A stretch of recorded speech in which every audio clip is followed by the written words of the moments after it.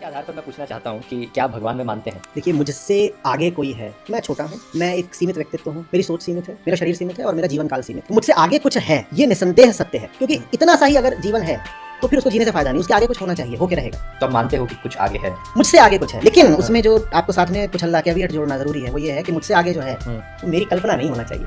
अच्छा, तो आपकी जो भी आगे है आप उसे इमेजिन नहीं कर सकते, आगे जो है उसके बारे में अगर कुछ भी बोला तो फिर वो बेचारा आगे रह ही नहीं गया। क्योंकि आपने अपनी इमेजिनेशन आपने अपनी इमेजिनेशन और अपना सब कुछ उसमें लगा दिया। तो मुझसे आगे निसंदेह कुछ है, लेकिन वो जो कुछ है उसके बारे में अगर मैंने कुछ भी बोल दिया तो बड़ी गड़बड़ हो जाएगी। इसलिए ऋषियों ने बार बार समझाया था कि आत्मा के बारे में कुछ मत बोलो, कुछ मत बोलो। बड़ी मुश्किल से उन्होंने ऐसे दिल पे हाथ रख के ये नाम ही दे दिया आत्मा, ये बहुत बड़ी बात है। उसके आगे वो बार बार बोलते थे कि अचिंत्य है, अकल्प्य है, वाणी उस तक जा नहीं सकती, कान उसको सुन नहीं सकते, मन और बुद्धि उसे खोजने जाते हैं तो असफल होकर वापस आ जाते हैं। तो मुझसे आगे जो है वो बियॉन्ड माई माइंड होना चाहिए, बियॉन्ड माई इंटेलेक्ट होना चाहिए। ठीक है, अगर मैंने अपने भगवान की रचना अपने हिसाब से कर ली है तो वो तो फिर मैं अपनी ही पूजा कर रहा हूँ ना। ये ऐसी सी बात है, मैं यहाँ पर एक पेंटिंग बना दूँ, मैं एक पेंटर चित्रकार, मैंने यहाँ पर अपने हिसाब से एक बना ली, वो बड़ी खूबसूरत बन गई और मैं उसके प्रेम में पड़ गया। ये मैं किसके प्रेम में पड़ गया? ये तो मैं अपनी ही चीज के, माने क्रिएशन के, एक तरह से मैं अपनी प्रेम में पड़ रहा हूँ। ये नार्सिसिज्म हो गया ना, आत्मरति हो गई है। सही बात है, अपनी ही चीज के प्रेम। और इसी तरीके से मैं एक बहुत खौफनाक पेंटिंग बना सकता हूँ और रात में मैं उठा, ऐसे नींद से उठा, अपनी पेंटिंग को देखा और बेहोश होकर गिर गया। तुम किससे डर गए? तुम तो खुद से ही डर गए, कोई बाहर वाला थोड़ी डराने आया तुमको।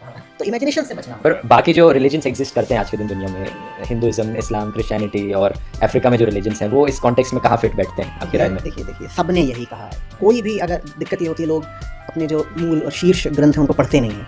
अगर आप पढ़ेंगे, सबने यही कहा है कि वो जो है वो तुमसे बहुत आगे का है। और आगे का उस तरीके से नहीं है कि जैसे रेस में कोई तुमसे आगे निकला होता है, या किसी के पास तुमसे ज़्यादा पैसा होता है, या किसी के पास तुमसे ज़्यादा बुद्धि होती है। वो तुमसे इस कदर आगे है कि तुमने उसके बारे में अगर विचार भी कर लिया तो ये बात अधार्मिक हो गई।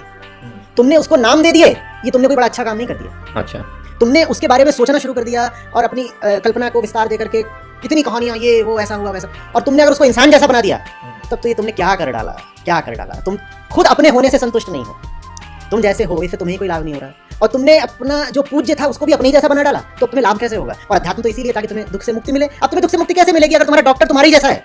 पर कुछ लोग हैं जो इससे काफ़ी ऑफेंडेड हो जाते हैं। दो तरीके के लोग हैं, एक हैं जो भगवान को बनाते हैं, पूजा करते हैं, ऑफेंडेड हो जाते हैं, फिर अगर आप उन्हें बड़ा गुस्सा आता है जब आप उनकी क्रिएशन के अगेंस्ट कुछ बोलते हो, और दूसरे ऐसे हैं जो भगवान को बनाना नहीं चाहते लेकिन ऑफेंडेड हो जाते हैं अगर आप कुछ बना देते हो या उनकी इमेजिनेशन के बारे में कुछ बोल देते हो। आपकी जो निर्गुण सगुण का विवाद रहा है, आप उसकी ओर इशारा कर रहे हैं।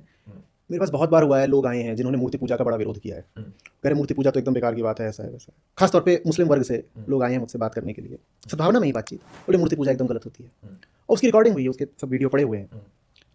तो मैंने उनको कहा है कि देखो, मूर्ति जो है वो एक सफल प्रयोग रहा है, मूर्ति अमूर्त तक जाने का एक अच्छा साधन रही है। और जब मूर्ति पूजा की जाती है तो उसमें कभी नहीं कह दिया जाता कि मूर्ति सत्य है, उसमें यही कहा जाता है कि मूर्ति के माध्यम से मैं सत्य में प्रवेश करूंगा, साकार के माध्यम से मैं निराकार में प्रवेश करूंगा, सगुण के माध्यम से मैं निर्गुण में प्रवेश करूंगा। क्योंकि इसमें तो देखिए कोई दो राय है नहीं कि सत्य तो निर्गुण ही होता है ना। गुण तो माने प्रकृति, प्रकृति के ही 3 गुण होते हैं। तो प्रकृति माने ये सब जो चारों ओर संसार फैला हुआ है। अब इस संसार में तो वैसे ही आप दुख पा रहे हो, तो इस संसार में कामना लेकर के भटकने से तो आपको शांति मुक्ति मिल नहीं जाना है। तो सत्य को तो संसार से पृथक माने निर्गुण ही रखना है। तो मूर्ति पूजा का औचित्य रहा है, मूर्ति ने अपना काम सफलतापूर्वक करा है। और जहाँ कहीं ये भी कहा जाता है कि मूर्ति पूजा एकदम बेकार की बात है, वहां पर भी आप बहुत सारे प्रतीकों का तो इस्तेमाल करते हो ना, वो भी मूर्ति हो गई। आप नाम लेते हो, आप कहानियां बताते हो, वो भी बात वही हो गई। यहां तक कि अगर आप इतना भी बोल देते हो कि सत्य अमूर्त और निर्गुण होता है, तो भी आपने उसमें थोड़ा सा गुण डाल ही दिया, कुछ तो बोल ही दिया ना उसके बारे में।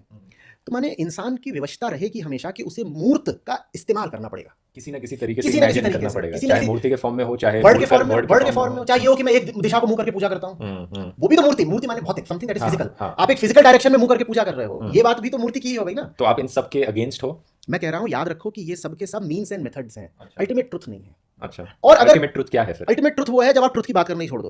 ट्रुथ की बात वो कर रहा है ना जो यहाँ सफर कर रहा है। अच्छा। जब तक आप भीतर से बीमार हो, आप डॉक्टर की बात कर रहे हो, आप डॉक्टर की बात अभी तक तो करोगे ना जब तक बीमार हो। तो उसको फिर योग कहते हैं, उसको मिलन कहते हैं, कि जा करके जिससे मिलना था मिल गया, आप मिलने की मैं कोई बात नहीं करता। अच्छा, ये जो भीतर तड़प रहा था, सफर कर रहा था, इसकी बेचैनी मिट गई, और ये स्वयं अपनी बेचैनी था, ये खुद ही मिट गया। तो अब ये बात ही नहीं करता कि इधर की उधर की। सत्य तब है जब आप सत्य की कल्पनाओं से मुक्त हो जाओ।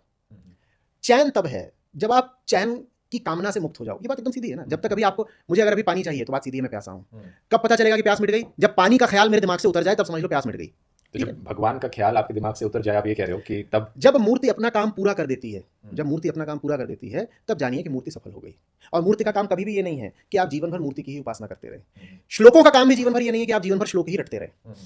किसी मंत्र का काम ये नहीं है कि आप जीवन भर, किसी क्रिया, किसी विधि, किसी साधना का काम ये नहीं है कि आप जीवन भर उसमें लगे ही रह जाएं। ये तो ऐसी सी बात है कि नदी पार करनी थी और जीवन भर नाव में ही बैठे रह गए।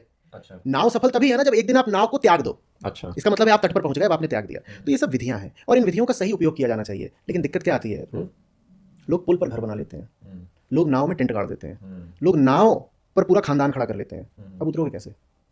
साधन को साधन की तरह इस्तेमाल करने की जगह इमेजिन करो ना, पुल पर घर बना लिया, अब पुल कभी पार करोगे क्या?